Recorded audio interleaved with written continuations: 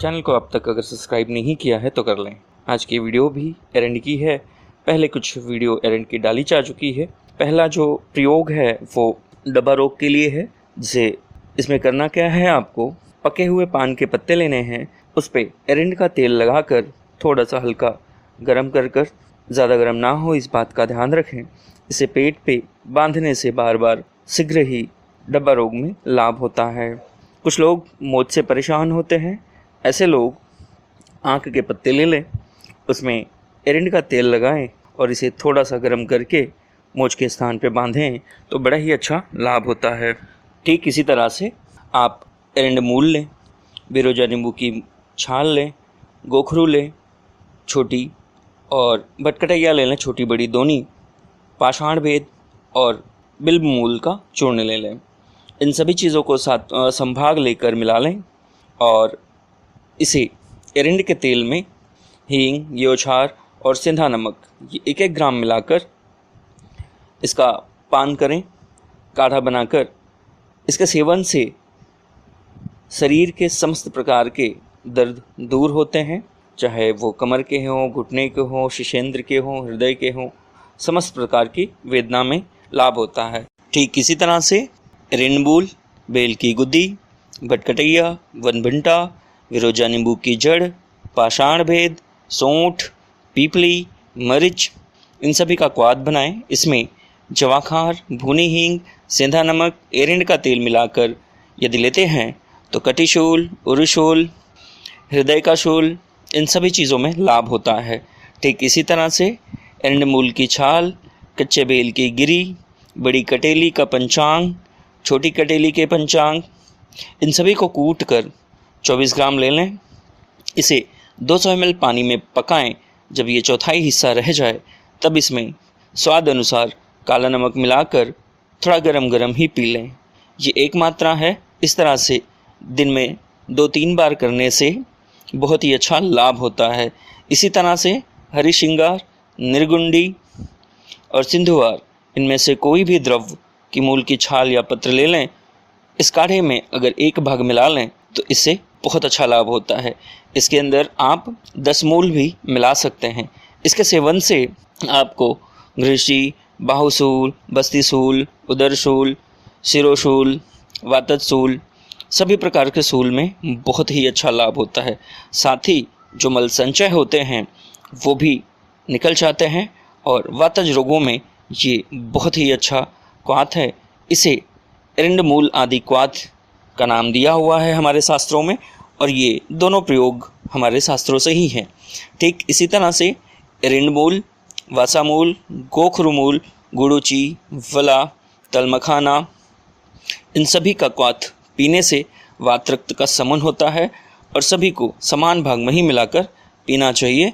इससे जीर्ण से जीर्ण वात रक्त शांत होता है। ठीक इसी तरह से एरंड मूल, मुलेठी, पाषाण भेद, वासा, गोखरू, अमलतास और पीपली, इन सभी चीज़ों को समान भाग लेकर क्वाथ बनाएं और अपने बलाबल अनुसार इसे पीना चाहिए।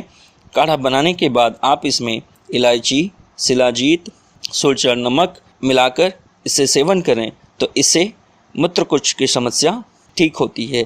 ठीक इसी तरह से एरंड मूल, अमृता, मंजिष्ठ, देवदारू, पद्मनाख समान भाग लेकर जो कूट कर लें। 12 ग्राम लेकर 16 गुलाब जल में पकाएं और चौथा हिस्सा रह जाने पर इसे छान लें। यदि कभी भी गर्भवती स्त्री को बुखार आदि हो तो उसमें ये बहुत ही अच्छा काम करता है। ठीक इसी तरह से एरंड का मूल, बरियार, सौंठ, लहसुन, चोर पुष्पी, इसका क्वाथ बनाकर जवाखार मिलाकर पीने से सूतिका स्त्री का दाह समन होता है। ठीक इसी तरह से एरंड मूल, सौंठ, लहसुन, चित्रक, गधपूर्णा का क्वाथ एरंड के तेल में मिलाकर पीने से श्वास, पली, वातशूल, उदरशूल आदि रोगों में बड़ा ही अच्छा लाभ होता है। ठीक इसी तरह से एरंड मूल, पाषाण भेद, गोखरू, छोटी इलायची, फालसा, पीपर और गुरुची क्वाथ बनाकर लेने से सभी प्रकार के पथरी में बड़ा ही अच्छा लाभ होता है।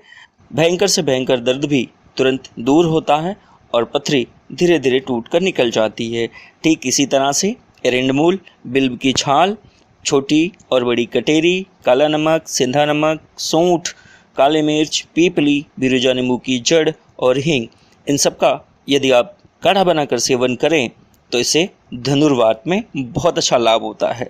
ठीक इसी तरह से एरंडमूल, करंज, बिल्ब की छाल, चित्रक, सूंठ, हरितकी, पुनर्नवा, वासा, काली मूसली, इन सब को सिद्ध किया हुआ सेंधा नमक और गुड़ मिलाकर लेने से वात रोगों में बड़ा ही अच्छा लाभ होता है। अग्नि बढ़ती है, बल बढ़ता है और मल की शुद्धि होती है। ठीक इसी तरह से एरंडमूल, पाषाण भेद, गोखरू, वरुण की छाल, दोनों कटेरी, ताल मखाना और यवाखार, इन सभी चीज़ों को मिलाकर पीने से जो मूत्राशय की पथरी होती है वो धीरे धीरे टूट कर निकल जाती है। ठीक इसी तरह से एरंडमूल, रासना, सौंफ, पुदीना, इलायची, काली जीरी, नागकेसर, इन सभी को संभाग लेकर जौ कूट कर लें, बारीक चूर्ण बना लें और इसका क्वाथ बनाकर लेने से ये परम दीपन पाचन है और ज्वर का नाश करता है। साथ ही साथ वात ज्वर, मौलिक ज्वर में विशेष लाभ करता है। जिन लोगों को इंडाइजेशन की समस्या हो उनके लिए तो ये रामबाण है। ठीक इसी तरह एरंडमूल, बेल का गूदा, छोटी कटेरी, बड़ी कटेरी, विरोजा नींबू की छाल, पाषाण भेद, गोखरू की जड़, ककवात, यवछार, भूनी हींग, सेंधा नमक और एरंड का तेल, इन सभी को उचित मात्रा में मिलाकर पीने से कंधा, लिंग, हृदय, स्तन सभी के दर्द दूर होते हैं। ठीक इसी तरह से एरंड के बीज, इसकी जड़, इसकी छाल, छोटी कटेरी, बड़ी कटेरी, गोखरू, मांसपर्णी, सालपर्णी, पिष्पर्णी, सहदेवी, सिंहपुच्छी, ईख की जड़, इन सब का क्वाथ बनाकर यवछार मिलाकर लेने से एक दोष, दिए दोष और सन्निपात सभी तरह के दर्द मिटते हैं। ठीक इसी तरह से एरंड के बीज, मेथी और गुड़ ये समान भाग में 5-5 ग्राम की मात्रा में लें। इसमें थोड़ी सी सूंठ मिलाएं, इसके आधे भाग, और गुड़ मिलाकर इसकी गोलियां बना लें। इसका सेवन करने से तुरंत ही पेट के दर्द में आराम मिलता है। ठीक इसी तरह से एरंड के बीज, सूंठ, मिश्री समान भाग मिलाकर गोलियां बना लें। इसके सेवन से आमवात नष्ट होता है। ये सभी के सभी योग हमारे शास्त्रों से लिए गए हैं, जो कि सुक्षुत संहिता, योग रत्नाकर, चक्रदत्त, भैज रत्नावली, सिद्ध योग संग्रह आदि तमाम, सारंदर संहिता आदि पौराणिक सभी ग्रंथों के हैं। आप सभी उसमें देख सकते हैं। सभी के सभी शास्त्रीय योग हैं। आशा और उम्मीद करते हैं कि आप सभी इन सभी योगों का लाभ लेंगे। यदि आप सभी को जानकारी उचित लगी तो आप इसे अपने अपनों तक ज़रूर पहुंचाएं, ताकि जनमानस का कल्याण है। लाइक, कमेंट तो ज़रूर कर दें। यही हमारा प्रसाद है। अगली वीडियो तक के लिए जय हिंद, वंदे मातरम।